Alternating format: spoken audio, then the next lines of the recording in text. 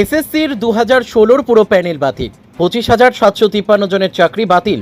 Supreme কোর্টের রায়ে কান্নায় ভাঙলেন চাকরি প্রাপকরা। আলাদা করা গেল না যোগ্য আর অযোগ্যদের। হাইকোর্টের রায়কেই বহাল রাখল দেশের শীর্ষ আদালত। এসএসসি এর 2016 পুরো প্যানেল বাতিল করল সুপ্রিম কোর্ট। বাতিল হলো 25,753 জনের চাকরি। নিয়োগে ব্যাপক পরিমাণ দুর্নীতি হয়েছে জানালেন সুপ্রিম কোর্টের প্রধান বিচারপতি।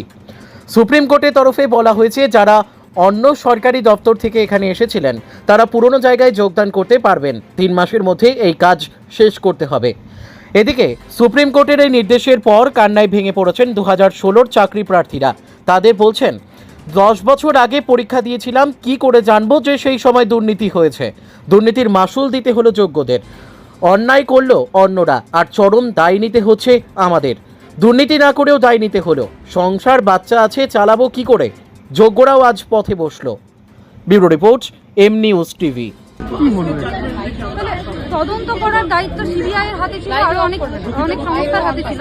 তারা যদি ব্যর্থ হয়, তাদের ব্যর্থতার দায় কি আমাদের? তার জন্য আমরা এইভাবে ভুগবো? এত বছর ধরে চাকরি করার পরে চাকরি চলে যাওয়া, এইভাবে এটা কি সম্ভব?